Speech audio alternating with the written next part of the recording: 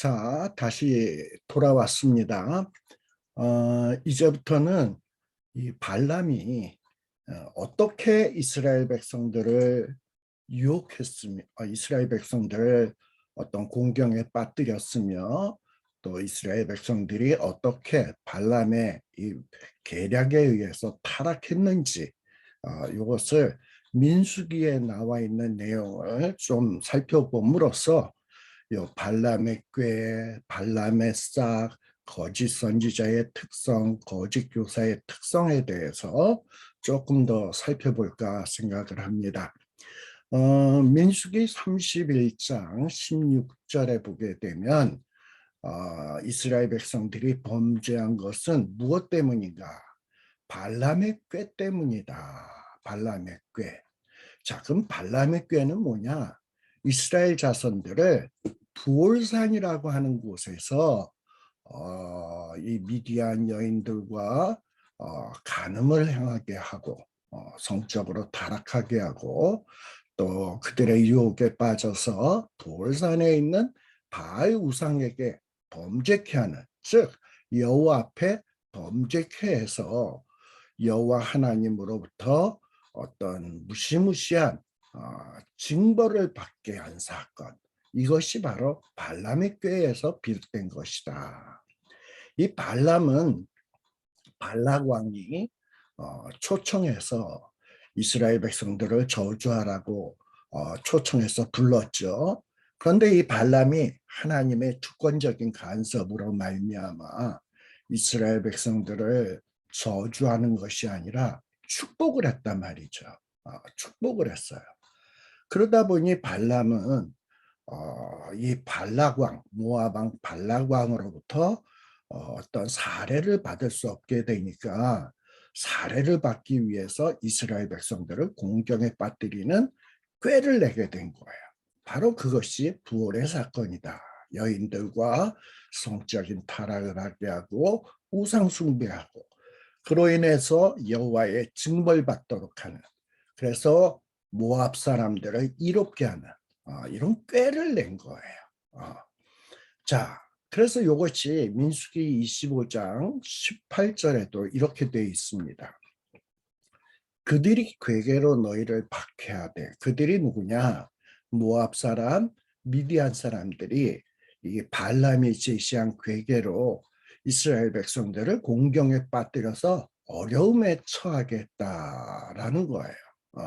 자, 그래서 이 일을 뭐라고 얘기하냐? 부올의 일. 이 부올은 산의 이름입니다.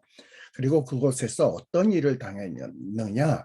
미디안 족장의 딸, 곧 부올의 일. 미디안 족장의 딸이 누구냐 하면은 여러분들 여기 밑에 보게 되면 민수기 25장 15절 제일 밑에 보면 민수기 25장 15절에 보면 죽임을 당한 미디안 여인의 이름은 고스비다. 고스비.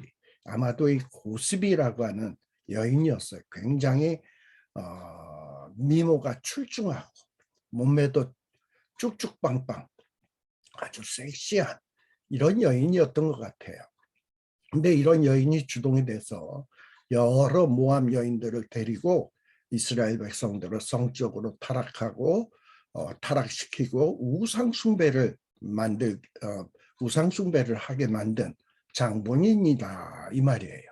바로 이 수르의 딸인데, 수르는 미디안 백성 한 종족의 두령이었다. 미디안 종족의 두령의 딸인데 바로 그 여인의 이름이 고스비였습니다. 근데 이 고스비와 함께 타락한 남자는 누구냐? 민수기 25장 14절에 보면 죽임을 당한 이스라엘 남자, 곧 미디안 여인과 함께 죽음을 당한 자의 이름. 그러니까 이 고스비와 동침을 하고 우상 숭배한 대표적인 인물이 누구냐? 그래서 죽임당한 자가 누구냐? 시므리라는 자예요. 근데 이 시므리는 아버지가 누구냐? 살루. 그리고 이 살루는 누구냐? 시므온인의 종족 중 한 족장의 아들이다. 이 족장의 아들 시므리와 또 미디안 두령의 딸 고스비와 이 자들이 주동이 돼서 이스라엘 남자들과 미디안 여인들이 이런 타락하게 되는 성적으로 타락하고 우상 숭배의 죄를 범하는 이런 일을 저질렀다라는 거예요. 자, 이렇게 이 일로 인해서 이렇게 타락을 하고 나니까 어떤 일이 벌어졌냐? 하나님이 징계하셔서 연병이 일어나게 했다. 이렇게 연병이 일어나서 이스라엘 백성들이 한 2만 4천 명이 죽게 되는데 2만 4천 명이 죽은 이유는 뭐냐? 그들의 그 미디안 사람, 미디안 두령의 딸 고스비의 사건으로 유혹했기 때문이다라는 겁니다. 자, 근데 이렇게 유혹당한 것이 바로 이게 바알부올 사건인데요. 이 바알부올 사건이 일어나게 된 배경을 한번 또 잘 살펴볼 필요가 있어요. 자, 이스라엘 백성들이 출애굽을 해서 광야 40년 이 방랑 생활을 마칠 무렵, 그리고 이제 가나안 땅에 들어갈 무렵에 마지막에 있었던 장소가 어디냐? 시딤이라는 곳이에요. 시딤. 시딤에 머물러 있었는데 이때 어떤 일이 있었냐? 모세가 신명기의 말씀을 이스라엘 백성들에게 선포한 장소가 바로 시딤이에요. 즉 앞으로 이스라엘 백성들이 어떻게 살아야 하나님을 기쁘시게 할 수 있는지 정말 모세가 이전에 하나님이 주셨던 십계명이라든지 여러 율법들을 다시 한번 잘 설명하고 있는 것이 신명기예요. 그래서 신명기의 말씀을 가르치면서 앞으로 이스라엘 백성들이 하나님을 잘 섬기라고 가르친 장소입니다. 그런데 이렇게 말씀을 듣고 난 다음에 이스라엘 백성들이 하나님의 말씀대로 살아야 되는데 모함 여자들과 음행하기 시작했다. 고스비를 추측으로 한 여러 아리따운 모함 여인들과 음행하기를 시작을 했다. 그리고 이 여인들이 이제 이스라엘 남자들과 음행을 하고 난 다음에는 살살 꼬셔가지고 이스라엘 백성들을 부올산에 있는 바알 신들에게 제사를 하게 되는데, 우상 숭배를 하게 되는데, 이때 이스라엘 남자들을 또 청했다 이 말이죠. 그래가지고 그 우상 앞에서 먹고 마시고 신들에게 절하는 이런 패륜적인 범죄를 저지르게 되었다. 그래서 이스라엘 백성들이 어떻게 됐냐? 이스라엘 백성들은 하나님에 속한 자 아닙니까? 그런데 부올산에 있는 바알 부올이라는 말은 부올산에 있는 바알신이라는 거예요. 하나님에게 속해야 될 이스라엘 백성들이 부올산에 있는 바알신에 부속되게 되었다. 이게 하나님의 것인 이스라엘 백성들이 바알의 것이 되었다 이 말이에요. 그러니 하나님이 얼마나 진노하시겠습니까? 그래서 이스라엘 백성들에게 연병을 내려서 정신 차리라고 연병을 내려서 2만 4천 명이 죽어요. 하나님이 왜 이렇게 무시무시한 연병이라고 하는 징계를 내렸을까요? 너희들은 내 것이야. 근데 어떻게 너희들이 부올산에 바알에게 절을 할 수 있냐? 그래서 하나님이 정신 차리라고 아주 무시무시한 징계를 내린 겁니다. 왜? 이스라엘 백성들을 사랑하기 때문에. 우리 앞에서도 공부했습니다만 징계가 없으면 사생자요 버린 자라고 했잖아요. 하나님은 자기 백성을 자기 것으로 삼았으면 놓칠 수가 없어. 그래서 징계를 내린 거예요. 정신 차리라고. 그래서 진노를 하셨어요. 자, 그러면 여기서 아니 어떻게 이스라엘 백성들이 광야 40년 동안 이렇게 하나님의 인도하심, 보호하심을 받고 또 시딤에서 하나님의 말씀으로 교육받았는데도 불구하고 이렇게 속절없이 무너져서 타락할 수가 있는가 하는 생각을 해볼 수 있어요. 그것은 다름 아닌 여러분 광야 40년의 생활이 뭐 풍요로운 삶이었습니까? 힘들고 고된 삶이었습니까? 힘들고 고된 삶이죠. 40년 동안 힘들고 고된 삶을 살다 보면 야, 우리가 하나님의 백성인데 이게 뭐야? 맨날 만나나 먹고 매출이나 먹고 애굽 땅에 있을 때 저기 마늘, 부추, 각종 고기 정말 맛있는 건 많이 먹었는데 이거 하나님 인도하심 따라서 광야로 나오니까 이게 뭐냐? 이 삶이 이게 사는 게 아니다. 정말 고통스러운 삶이 지속되다 보니까 이스라엘 백성들이 지친 거예요. 그런데 이 미디안 아리따운 여인들이 나타나서 살살살살 꼬신단 말이죠. 그러면 안 넘어갈 수 있겠습니까? 네. 그런데 우리가 시편 1편에 보면 어떤 말씀이 나옵니까? 복 있는 사람은 악인의 길을 쫓지 아니하며 죄인의 길에 서지 아니하며 오만한 자의 자리에 앉지 아니하고 오직 여호와의 율법을 즐거워하여 그 율법을 취하러 묵상하는 자다라고 돼 있잖아요. 근데 지금 이스라엘 백성들은 악인의 꾀를 쫓았어. 그래서 죄인의 길에 섰어. 그리고서는 범죄하게 되었다 이 말입니다. 그러니 복 있는 사람이 아니라 벌 받을 만한 사람들이 되어버리고 만 것이죠. 여러분, 베드로 후서에 수신자가 누구라고 했습니까? 정말 하나님을 믿고 예수님을 믿는다는 이유로 핍박받고 어려움에 처해 있는 사람들이에요. 이런 사람들의 마음속에 어떤 마음이 있을까요?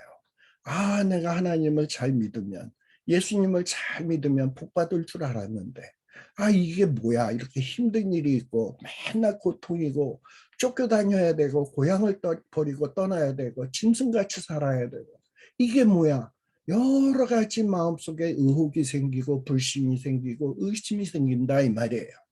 근데 그러한 때에 마치 이 모함 여인들이 살살살살 꼬시는 것처럼 거짓 교사 그리고 거짓 선지자 같은 자들이 나타나서 야, 너희들이 예수 믿었으면 모든 죄 용서받고 구원받았어. 그리고 이제 그렇게 구원받았으니 너희들이 어떤 죄를 지어도 그것은 다 용서받은 죄야. 그러니까 이제부터는 막 살아도 돼. 왜? 받았고 받은 것이고 받을 것이니까. 그러니까 막 살아도 돼. 만일에 너희들이 막 살지 않으면 그 예수 제대로 믿는 것 아니야. 막 이런 식으로 얘기하면 혹한다 이 말이죠. 그래서 그들의 유혹에 빠져서 막 살다 보니까 재밌거든. 그러다 보니까 처음에는 요만한 죄를 짓다가 그 다음엔 더 큰 죄를 짓다가 그 다음엔 돌이킬 수 없는 죄로 나아가게 된다 이 말이에요. 바로 이런 어떤 베드로서를 읽는 수신자들의 상황을 잘 알고 있는 베드로는 바로 이 베드로서를 읽는 사람들의 형편을 생각하면서 지금 이 발람의 이야기를 설명하고 있는 겁니다. 이 발람 사건이 벌어졌을 때도 이스라엘 백성들이 참 어려운 삶을 살아왔어요. 그런데 유혹에 빠져서 타락한 것이다 라는 겁니다. 이런 면에서 이 바알부올 사건, 발람 사건과 그리고 베드로 당시에 많은 사람들이 값싼 복음 그리고 거짓된 교사들의 거짓된 가르침에 빠져서 이 방탕, 어떤 탐욕의 길로 빠진 것을 지금 비교하고 있는 겁니다. 한마디로 거짓 선지자들, 베드로 당시에 있었던 거짓 선지자들은 어떤 자들이냐? 발람 같은 자들이다. 돈에 눈이 어두운 발람 같은 자들이다. 백성들의 신앙의 건강 이런 거에는 전혀 관심 없고 어떻게 하면 자기가 이런 어떤 그리스도인들을 이용해 가지고 자기의 어떤 부를 쌓고 명예를 쌓고 인기를 모으는 여기에만 관심 있는 자들이다. 이 자들은 어떤 자들이다? 어떻게 보면 짐승만도 못한 자들이다라고 이야기할 수 있어요. 이사야서에 보게 되면 짐승과 이스라엘 백성들을 비교를 하고 있습니다. 하나님은 이스라엘 백성들에게 자식처럼 정말 많은 사랑을 베풀면서 이스라엘 백성들을 양육했습니다. 앞서도 얘기했지만 광야 40년 동안 만나로 먹이시고 메추리로 먹이시고 구름 기둥 불 기둥으로 이스라엘 백성들을 인도하셨어요. 즉 무슨 얘기냐? 자식을 양육하듯 하나님은 이스라엘 백성들을 보호하시고 인도하시고 이끄셨어요. 그런데 지금 이스라엘 백성들은 어떻게 되었습니까? 이 발람 사건 바알부올에서 하나님을 거역했습니다. 시딤에서 신명기의 말씀이 주어졌는데도 불구하고 어떻게 해야 하나님을 기쁘시게 하고 어떻게 하면 하나님의 마음을 아프게 하는지 잘 배워놓고서도 시간이 얼마 지나지 않아서 타락했다 이 말입니다. 이사야 1장 3절에 보면 소도 자기를 창조하신 그 하나님 임자를 알고 나귀도 주인의 그 구유를 알건만은, 즉 소도 하나님에 대해서 알고 정말 하나님의 뜻대로 살아야 된다, 이런 하나님의 사랑을 아는데 지금 이스라엘 백성들은 자식처럼 양육을 받고서도 알지 못하고 깨닫지 못한다. 즉 무슨 얘기입니까? 짐승만도 못하다는 거지. 바로 이것이 누구냐? 거짓 선지자들의 모습이고 거짓 선지자들의 미혹을 받은 자들의 모습이에요. 근데 이렇게 하나님의 백성이 타락하거나 이런 거짓 교사 이런 타락의 일이 벌어지게 되면 어떻게 하냐? 하나님이 진짜 택한 자면 징계를 내린다 이 말이에요. 근데 징계를 내리는데도 깨닫지 못하고 자꾸 타락하면 어떻게 한다? 하나님이 더 징계하겠지. 정말 발바닥에서부터 머리까지 성한 곳이 없이 상하고 터지고 ud어 터진 흔적으로 되게 된다 이 말이죠. 더 ud어 터지기 전에 회개해야 된다 이 말입니다. 그런데 이스라엘 백성들은 그렇지 못했어요. 짐승만도 못했다라는 겁니다. 자, 그래서 아무튼 이스라엘 백성들이 민수기 25장 1절에 보면 시딤에서 모압 여인들과 음행했고 우상 숭배했고 우상에게 절을 했어요. 그래서 하나님의 진노로 정말 2만 4천 명이 죽는 무시무시한 일을 당하게 되었습니다. 그런데 하나님이 이렇게 징계를 내리지만 징계를 통해서 이스라엘 백성들을 그럼 전멸하시냐? 아니에요. 해결책을 주십니다. 자, 무슨 얘기냐? 여호와께서 모세에게 이르시되 백성의 두령, 우리 아까 앞에서 얘기했죠. 시몬 지파의 누구였습니까?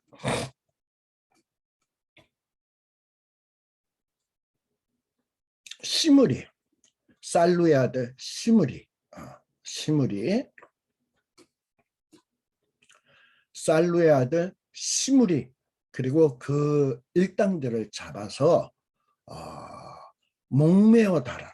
태양을 향하여 목매어 달아라. 죽이라는 거예요. 태양을 향해서, 뜨거운 태양을 향하여 목매어 달아라. 얼마나 고통스럽겠습니까?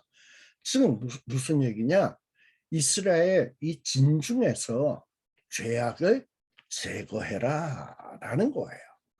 또 이 민수기 25장 5절에도 보게 되면 바알부올에게 부속한 사람들을 죽여라.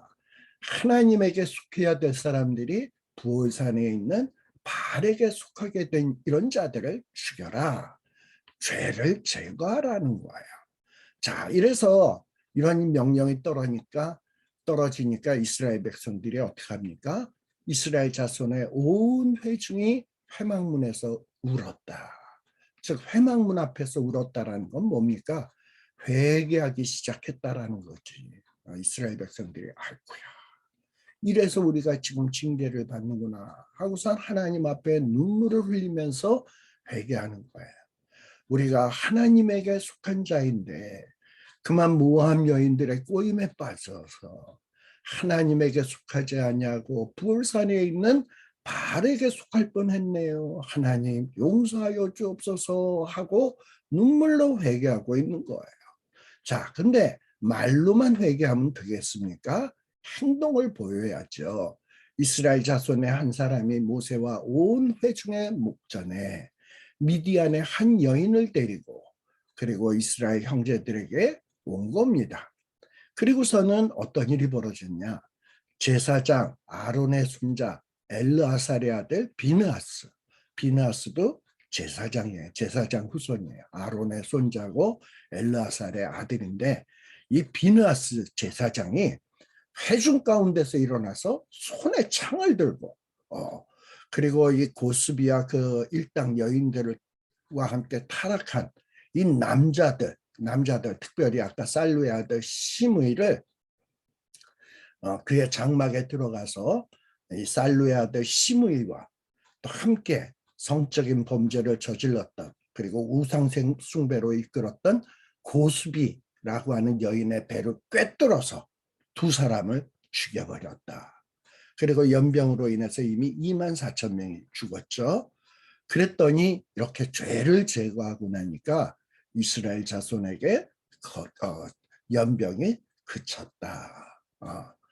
자, 성경 말씀에 보면 만일 우리가 우리 죄를 자복하면 저는 미쁘시고 의로우사 우리를 그 모든 불의에서 깨끗게 하실 것이다 라고 얘기했습니다.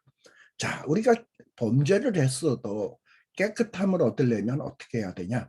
회개해야 돼요. 눈물한 회개가 있어야 되고 그리고 죄악을 제거해야 돼. 그렇게 나갈 때 하나님은 지은 죄를 용서해 주시고 다시금 회복시킨다 이 말입니다. 자, 그런데 베드로의 당시에 자, 그래서 민수기 25장 또 봅시다. 자, 이렇게 죄를 제거하고 나니까 하나님이 어떤 말씀을 하시냐? 제사장 아론의 손자 엘르아살의 아들 비느하스가 나의 질투심으로 질투하여 이스라엘 자손 중에서 나의 도를 돌켜서 나의 질투심으로 그를 진멸하지 않게 하였도다. 제사장 비느하스가 죄를 제거함으로 이스라엘 백성들을 진멸하지 않게 했다라고 지금 이야기하고 있습니다. 바로 이 제사장 비느하스는 장차 오실 누구를 상징하는 거냐? 예수 그리스도를 상징하는 거예요. 장차 오실 예수 그리스도가 우리 죄를 짊어지고 우리의 죄를 제거하셨어요. 그래서 하나님께서 우리를 진멸하지 않게 되었습니다.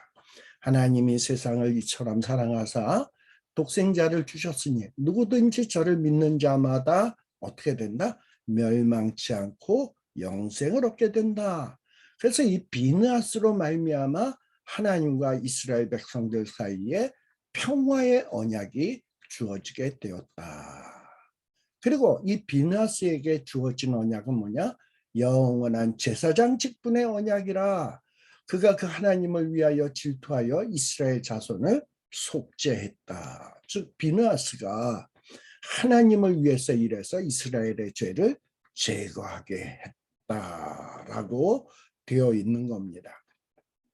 자, 이런 면에서 어떤 죄 문제를 해결한 비느하스와 예수님 그리고 이스라엘 백성들을 유혹한 고스비 또 이스라엘 백성들을 공경에 빠뜨리게 한 발람 이런 자들은 베드로 당시에 거짓 교사, 거짓 선지자와 서로 연관이 되어진다.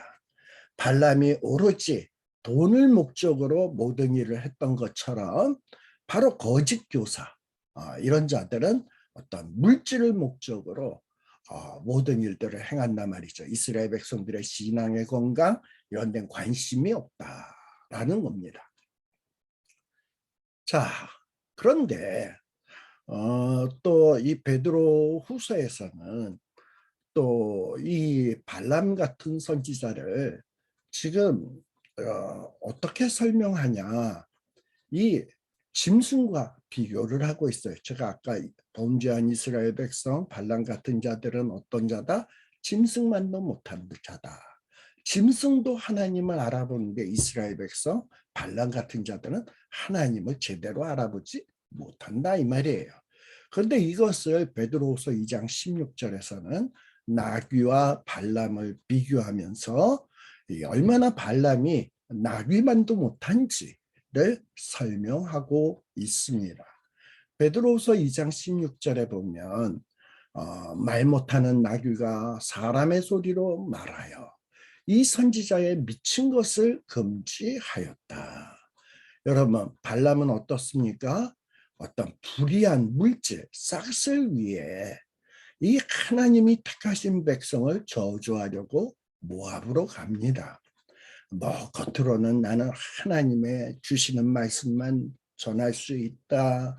뭐 그리고서 겉으로는 선지자인 척하지만 사실은 그 속에 이 발락을 이용해서 어떻게 하면 돈을 벌어볼 수 있을까 하는 탐욕으로 가득 찬 자예요.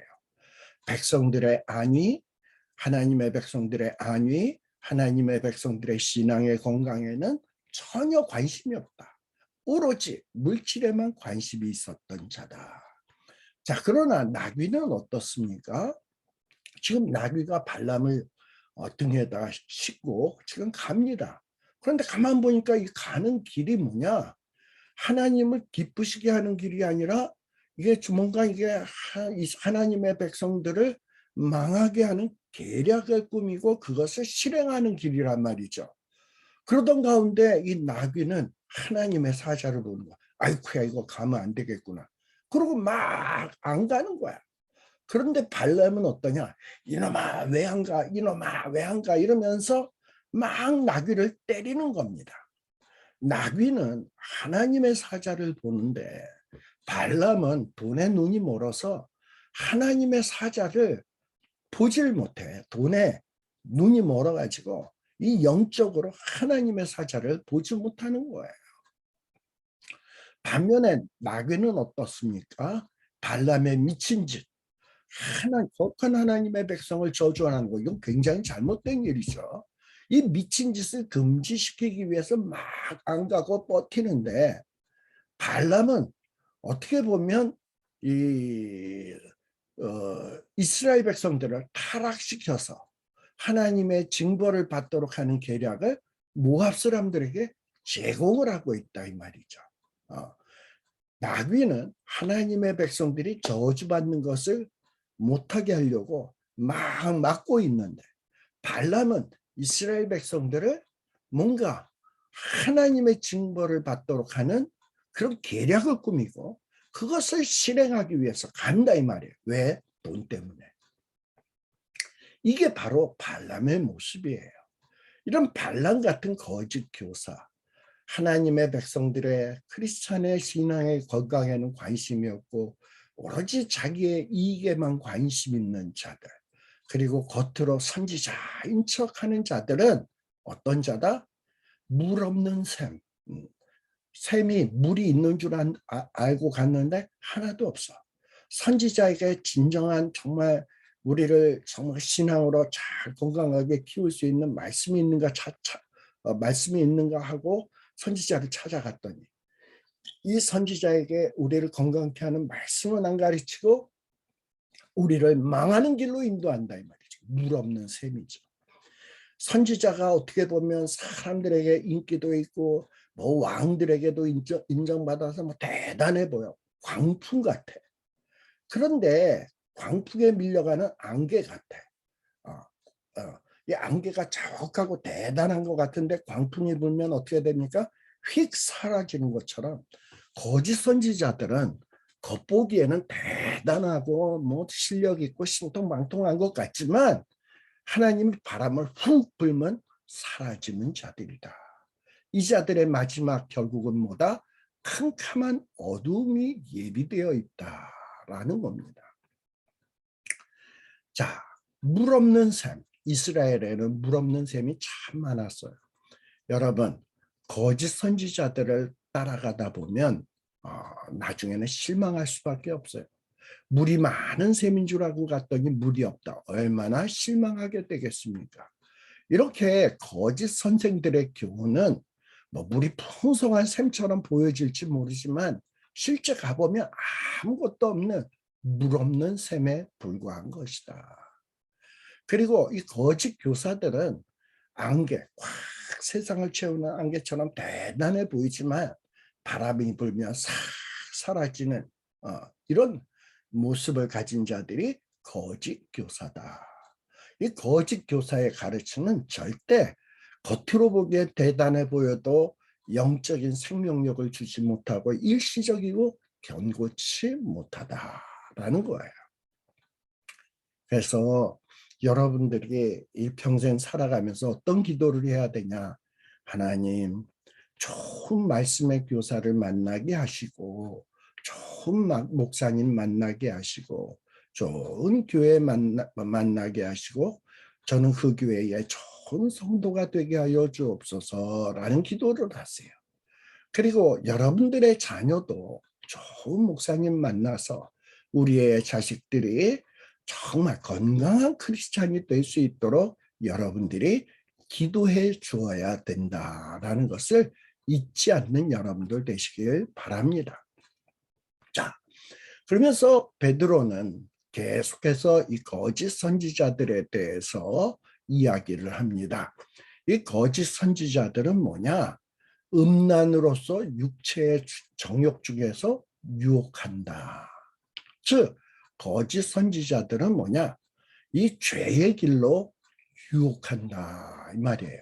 그것도 뭘로 유혹하냐? 육체의 정욕, 음란, 굉장히 매력적인 거죠. 이런 것들로 성적인 것들로 이 하나님의 백성들을 유혹한다.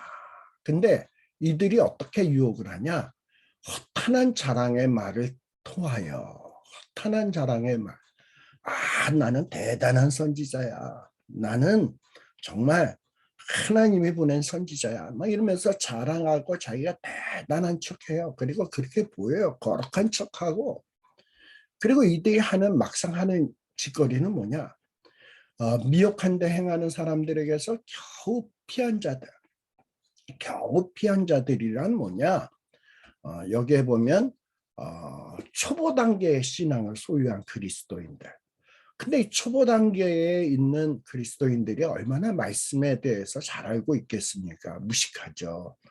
그런데 이런 자들을 살살살살 꼬시는 거예요. 예수 믿으면 너 모든 죄 용서받는다 그랬지? 네 죄는 다 용서받았어. 그러니 이제 죄져도 용서받은 거야.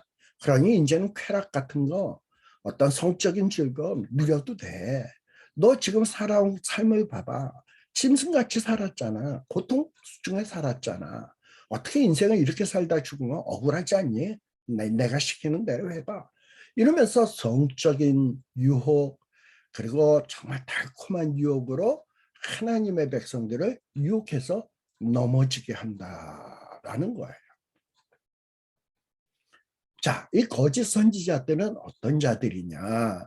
여기 19절에 보게 되면 이 거짓 선지자들은 나는 너희에게 내가 가르치는 말씀으로 참 자유를 줄 거야 라고 얘기하지만 실질적으로는 본인들도 지금 이 죄의 굴레에 매여 있어. 사탄에게 꽉 잡혀 있는 자들이야. 멸망의 종들이. 자기도 해방 못한 자들이에요. 누구든지 진 자는 이긴 자의 종이 됨이니라. 이들은 죄의 진자야. 죄의 진자예요. 그런데 이 거짓 교사들은 뭐냐? 이 복음으로 말미암는 이 자유, 이 자유를 이 신앙이 어린 사람들에게 막 헷갈리게 만든 거야. 자유. 마치 자유와 방종을 막 믹스업해가지고 제대로 분별할 수 없게 만든 거예요. 너 죄 다 용서받았잖아. 그러니까 뭘 해도 돼. 방종해도 돼. 이러면서 마치 방종을 자유이냐 혼돈하게 만든 자들입니다. 그리고 자신들의 말대로 하면 온갖 율법과 육체에서 해방되어서 어떤 윤리 생활에 구속받지 않는 자유자가 될 수 있다. 그러면서 그리스도인들을 미혹한 겁니다. 힘들고 어렵게 살아온 그리스도인들은 이런 달콤한 말에 속아 넘어가게 되는 거죠. 이것을 잘 알고 있는 베드로는 이 거짓 선지자들의 이 정체에 대해서 이렇게 낱낱이 고발하고 있는 겁니다. 자, 그러면서 이제 2장 20절로 갑시다.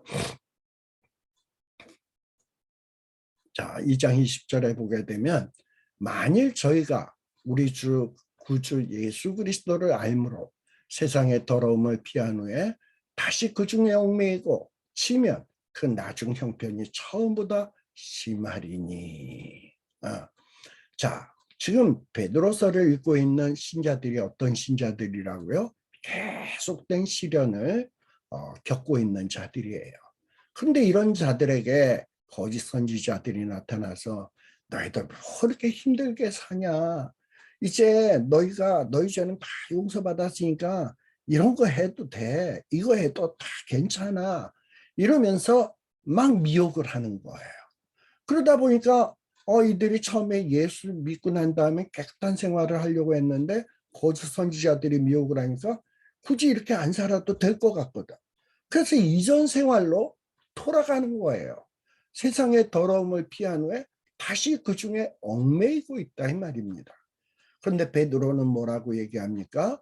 세상의 더러움을 피한 후에 다시 거짓 교사들의 미혹으로 인해서 그 중에 얽매이게 되면 그 나중 형편은 처음보다 심하게 된다라는 거예요. 자, 이렇게 거짓 교사의 미혹으로 인해서 그리스도의 도를 버리게 되면 그리스도를 믿지 않던 이방인이었을 때보다도 더 심각한 상태에 빠지게 된다라는 거예요. 그래서 베드로후서 2장 21절에도 보면 의의 도를 안 후에 받은 거룩한 명령을 저버리는 것보다 알지 못하는 것이 도리어 저희에게 나으니라 라는 거예요. 자, 차라리 이 거룩한 도를 안 후에 명령을 저버리는 것, 차라리 이러느니 알지 못하는 게 낫다. 하나님의 복음을 듣고 그리고 하나님의 백성으로서 마땅히 살아야 될 길을 살지 아니하고 타락하면서 살면 애초에 복음을 알지 못하는 것보다 낫다 이 말이에요. 아니, 애초에 복음을 알지 못하는 것이 복음을 알고 타락하는 것보다 복음을 알지 못하는 것이 더 낫다 이 말입니다. 얼마나 무서운 얘기입니까? 베드로서 2장 22절에 참 속담에 이르기를 개가 그 토하였던 곳에 돌아가고 돼지가 씻었다가 더러운 구덩이에 도로 누웠다 하는 말이 저희에게 응하였다. 개가 토하였던 곳에 돌아가고 돼지가 깨끗하게 목욕을 했는데 다시 더러운 구덩이에 들어간다? 이게 뭡니까? 말짱 도루묵이죠. 자, 근데 이 말씀은 베드로가 잠언서의 말씀을 인용하는 겁니다. 잠언 26장 11절, 이사야 56장 10절의 말씀을 가지고 하는 얘기예요. 개는 그 토한 것을 도로 먹는 것 같이 미련한 자는 그 미련한 것을 거듭 행하느니라. 저는 이 말씀을 보다 보면 제가 저희 집에 옛날에 셰퍼드 개를 한 마리 키운 적이 있는데요. 이 갈비로 먹고 난 다음에 그 갈비에 뼈 있잖아요. 그 뼈를 주면 개들은 이걸 바닥바닥 씹어가지고 그 속에 있는 걸 쪽쪽 빨아먹어요. 근데 이 셰퍼드가 그렇게 먹을 거라고 생각하고 뼈다귀를 줬는데 이 뼈다귀를 그냥 바삭바삭 씹어 먹는 게 아니라 그냥 꿀꺽 생긴 거야. 어떻게 됐겠습니까? 목에 탁 걸렸지. 막 숨을 못 쉬고 막 개가 괴로워하면서 그야말로 개거품을 무는 거예요. 그걸 지켜봤던 제가 어떻게 했냐? 그 개의 등을 막 때리면서 이렇게 해가지고 했더니 이 뼈다귀가 탁 하더니 하더니 이 뼈가 튀어나왔어. 그런데 이놈이 또 그걸 보더니 확 하더니 또 먹고 딱 또 이러는 거예요. 정말 미련합디다. 나 셰퍼드가 똑똑한 개인 줄 알았는데 그런 걸 보고 아주 식겁을 했어요. 네. 이렇게 개는 토한 것을 도로먹는 것 같이 미련한 자는 그 미련한 것을 거듭 행하느니라. 우리가 그동안에는 더럽고 추악하고 정말 악한 죄악 속에서 살아왔어요. 근데 예수님의 보혈의 피로 말미암아 깨끗함을 입었으면 이제부터는 깨끗한 주님이 원하신 길로 살아야 될 것 아닙니까? 그런데 거짓 교사들이 와서 그렇게 안 살아도 돼. 너 여태까지도 힘들게 살았는데 뭘 또 그렇게 살려고 그래. 그렇게 한 번밖에 없는 인생을 왜 그렇게 살아.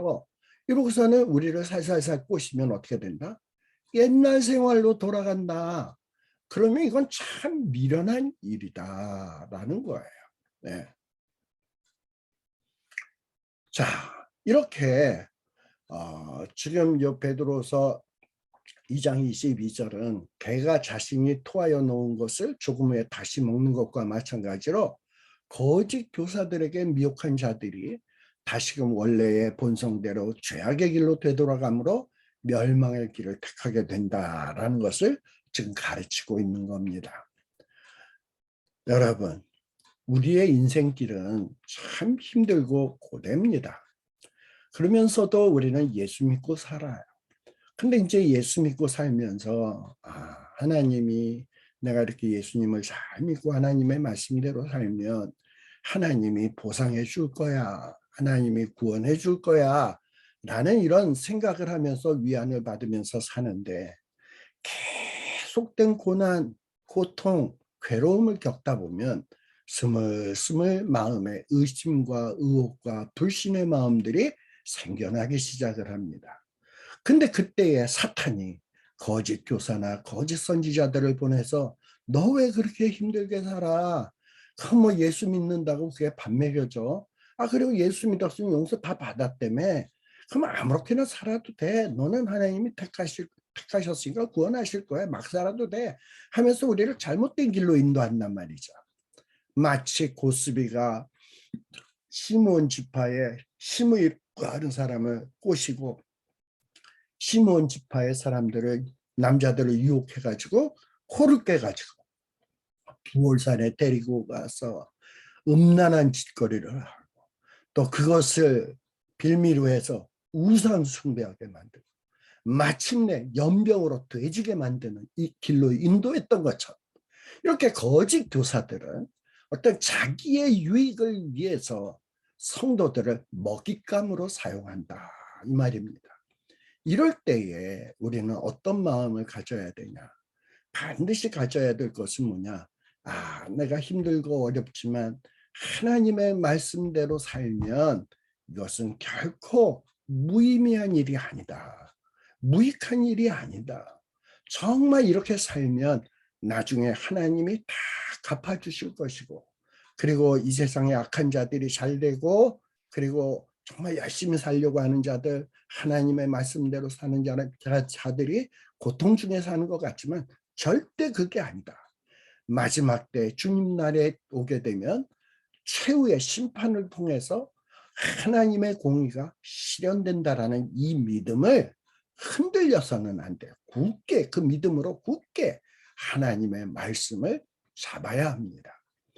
이미 이 구약 성경에 보면 아삽이라고 하는 자, 이 아삽이라고 하는 자도 정말 우리와 똑같은 과정, 어려움 속에서 살면서 여러 갈등을 겪었던 자입니다.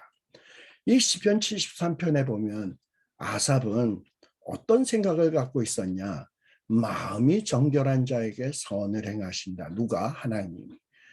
마음이 정결하고 깨끗한 삶을 사는 사람에게 하나님이 선을 행하신다고 그렇게 생각하고 있었는데 그렇지 않은 것 같다 이 말이죠. 그래서 아삽은 나는 실족할 뻔하였고 내 걸음이 미끄러질 뻔했다라는 거예요. 왜 그렇게 생각했냐? 하나님은 깨끗하게 사는 사람에게 선을 행하는 줄 알았는데 그 반대다 이 말이에요. 악인이 형통해. 오만한 자가 잘 돼. 그러다 보니까 이게 뭐야? 이런 생각이 든다 이 말이죠. 악인이나 오만한 자들은 어떠냐? 죽는 때도 고통이 없고 그 힘이 건강하고 타인과 같은 고난이 없고 타인과 같은 재앙도 없어. 그러면서도 교만해. 아주 강포스러워. 그리고 살이 디룩디룩 쪄서 눈이 솟아났어. 그리고 저희의 소득은 어떻다? 마음의 소원보다 진하다. 여러분들은 한 달에 한 얼마쯤 벌었으면 좋겠습니까? 그런데 이 악인들, 오만한 자들은 내가 한 달에 한 5천 불만 벌었으면 좋겠다 이렇게 마음의 소원을 했는데 실제 5만 불씩 버는 거야. 5천 불이 아니고. 근데 의로운 자들은 한 5천 불만 벌었으면 좋겠다 했는데 2천 불도 안 나오는 거야. 그러면 이 선하게 살려고 하는 사람들이 얼마나 실망하고 낙심이 되겠습니까? 그래서 아삽도 실족할 뻔하고 걸음이 미끄러질 뻔했다 이 말이에요. 그리고 악인들은 어떻다? 능욕하며 악하게 압자여 말하며 거만히 말하며 그리고 뭐 정말 11절에 보면 자기네들이 악하게 사는데도 우리가 악하게 사는 걸 하나님이 어찌하랴 뭐 지극히 높은 자에게 무슨 지식이 있겠느냐 뭐 이러면서 하나님에 대한 두려움이 전혀 없어요. 그런데도 잘 살아. 그러니 아삽이 얼마나 실족할 뻔하고 걸음이 미끄러질 뻔하겠습니까? 시편 73편 12절에도 보면 이들은 악인이다. 항상 평안하고 재물이 더한다. 그래서 이 아삽은 어떻게 된다?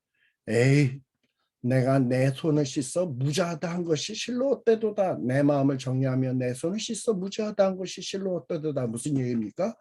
그동안에 내가 깨끗하게 살고 그리고 무죄하게 살려고 노력한 것이 저 악인들 잘 되는 거 보니까 이건 말짱 꽝인 삶이다. 나도 한 번밖에 없는 인생 내 멋대로 살아야 되겠다. 이런 생각을 하는 거예요. 이렇게 의롭게 살려고 깨끗하게 살려고 했던 아삽은 어떻습니까? 시편 73편 14절에 보면 나는 종일 재앙을 당한다. 아침마다 증책을 당한다. 이러면서 정말 고통스러웠다 이 말이에요. 정말 미끄러질 뻔하고 실족할 뻔했다 이 말입니다. 근데 이렇게 답답할 때에 아삽은 어떤 결단을 내렸냐? 시편 73편 16절이에요. 이런 결단은 우리에게도 있어야 돼. 이렇게 말도 안 되는 상황이 도대체 왜 이렇게 이런 상황이 벌어지는 것이냐. 의로운 자가 고통받고 악인이 잘 되는 거. 이게 어떻게 이럴 수가 있냐. 그래서 이것을 알까요? 막 생각하고 곤란하고 근심하다가 어디로 갔다? 성소에 들어갔다. 성소에 들어가서 뭐 하러 갔겠습니까? 기도하러 갔겠지. 하나님 어떻게 이럴 수가 있습니까? 기도하러 간 거야. 하나님 앞에 물어보러 간 거야. 그런데 하나님 앞에 물어보니까 깨닫게 되었다 이 말이죠. 하나님이 어떤 깨달음을 주냐? 야, 악인이 잘 돼? 그리고 선하게 살려고 하는 너는 맨날 고통 중에 살아? 걱정하지 마. 얼마 지나지 않으면 저 악한 자들은 내가 미끄러운 롤러코스터 같이 팍 떨어지는 곳에 둘 거고 그들을 파멸에 던질 거야. 그리고 그들을 파멸시킬 때 어떻게 저렇게 갑자기 황폐될 수가 있는가? 어떻게 저렇게 쫄딱 망할 수 있는가? 아마 놀라게 될 거야. 이런 메시지를 하나님이 주시는 거예요. 그리고 이런 메시지를 받을 때 이 아삽은 어떻게 되냐? 그동안 하나님 앞에 불평하고 의심하고 하나님 앞에 따지고 했던 이 자기의 죄악이 깨달아지면서 막 마음이 산란하며 심장이 찔리는 거예요. 하나님, 그동안에 내가 하나님의 이 깊은 뜻을 모르고 막 불평하고 원망만 했네요. 나는 우매무지하고 짐승만도 못한 자이네요. 하나님이 나와 함께 하시고 나를 오른손에 붙드시네요. 내가 힘든 중에 있지만 하나님은 나를 붙들고 계시네요. 내가 힘든 가운데 있지만 나를 교훈으로 인도하시고 후에는 나를 영광으로 영접하실 거네요. 그러니 하늘에서는 주 외에 누가 내게 있겠습니까? 이 땅에서 주밖에 사모할 자 없나이다. 그리고 내 육체와 마음은 이 세상의 고통으로 인해서 쇠잔하지만 나를 구원해 주시러 하나님을 생각하니 하나님은 내 마음의 반석이시요 영원한 분기십니다. 맞아요. 주를 멀리하는 자는 망합니다. 음녀같이 주를 떠난 자는 주께서 다 멸하십니다. 그러니 하나님께 가까이 하는 게 복인데 나 이제부터 하나님을 가까이 할래요. 내가 주 여호와를 나의 피난처로 삼아 주의 모든 행사를 힘들지만 고통 중에 있지만 이 하나님의 행하신 이걸 하나님의 아름다운 덕을 선전하는 일에 내 남은 인생을 드리겠습니다. 힘들고 어려워도 이런 고백을 하고 있는 거예요. 지금 베드로 후서를 읽는 성도들이 이런 아삽의 고백을 하게 되기를 간절히 바라고 있는 거예요. 지금 이 베드로 후서를 읽는 성도들 얼마나 힘든 가운데 있습니까? 고통 중에 있습니까? 예수 믿어봤자 환경이 변하는 게 아무것도 없어요. 정말 이건 헛되다, 무익하다라고 낙심하고 절망할 수 있는 상황입니다. 그러나 산 소망을 가지고 굳게 일어나라는 거예요. 악한 자들이 지금은 잘 되는 것 같으나 하나님이 쫄딱 망하게 할 거다. 너무나 놀랍게 어떻게 저렇게 망할 수 있어 할 정도로 망하게 하실 것이고, 그리고 하나님의 백성들은 지금 고통과 힘든 가운데 살지만 하나님이 구원하셔서 놀라운 구원으로 회복하셔서 그리고 영광으로 관시울 것을 믿으라는 거예요. 비록 그날이 더디 올지라도 인내하며, 그리고 인내의 덕을 이러면서 믿음이 자라가야 된다라는 거예요. 저와 여러분들이 이런 신앙의 소유자가 되시기를 간절히 기원합니다. 이상으로서 오늘 성경 공부를 마치도록 하겠습니다. 수고하셨습니다.